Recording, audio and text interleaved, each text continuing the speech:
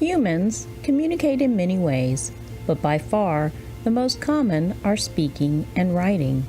Both speaking and writing are daily occurrences in our culture, and with the dawn of the digital age, it is assumed that anyone with a cell phone will be proficient at both. There are, however, some differences between the two. The main differences are 1.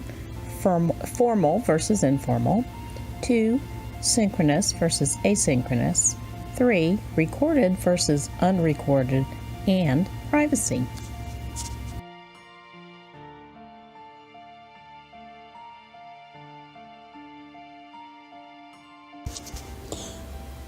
Language is considered informal when it is used spontaneously during conversation. In the classroom, this takes the form of questioning, answering, or sharing thoughts or opinions. Formal language is usually planned and takes the form of a lecture, speech, or presentation. Formal language may include learned or scripted phrases such as courteous introductions or other culturally appropriate social responses like, "The pleasure is mine," "Pleased to meet you," "Thank you for your service."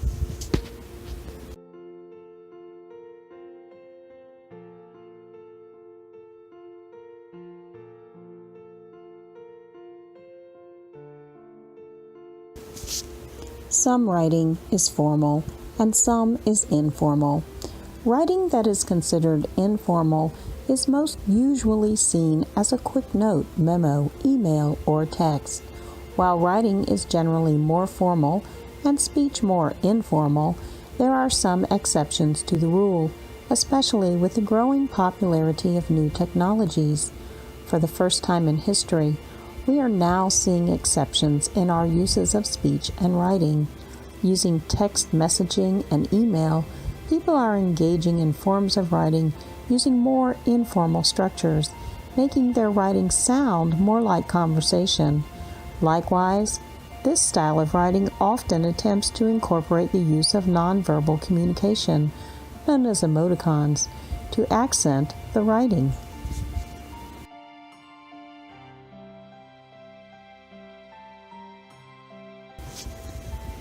Writing that is formal is planned, edited, and presented as a matter of record. This may include a personal or business letter, an essay, a term paper, an argument or brief, an outline, or a document intended to inform, explain, or instruct. Formal writing requires an understanding of pragmatics, syntax, grammar, structure, and spelling.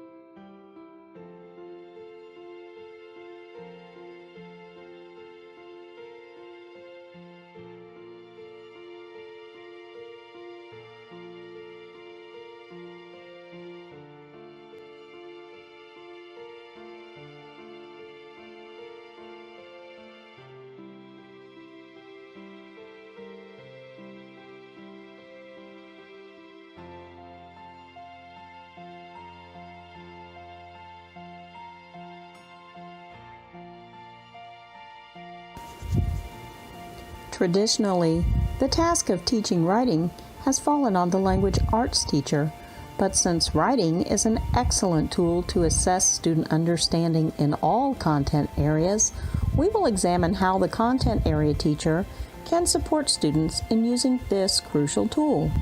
After all, just as students need diverse reading skills to understand complex content area text, they need appropriate writing skills that match content areas as well.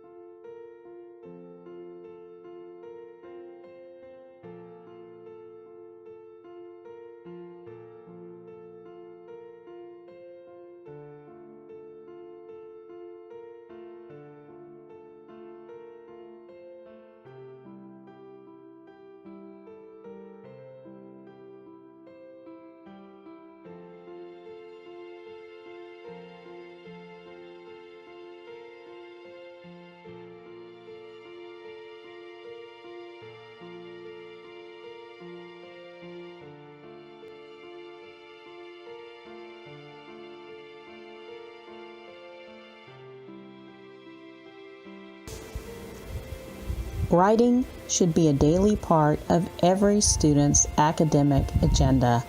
However, not every child has had a firm foundation provided in primary school. To encourage students to write, North Carolina Public Schools suggests making writing purposeful, engaging students fully in the process, coaching students, making expectations reasonable, challenging, and clear.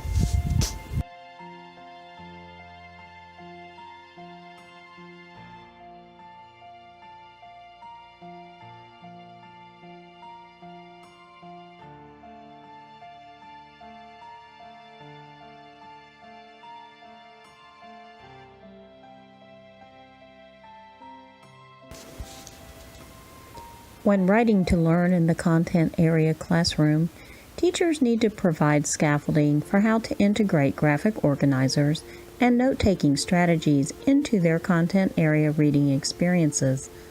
These can include teaching the use of strategies such as KWL charts, using text frames, anticipation guides, paired reviews, math reading keys, quick writes, and power notes, just to name a few.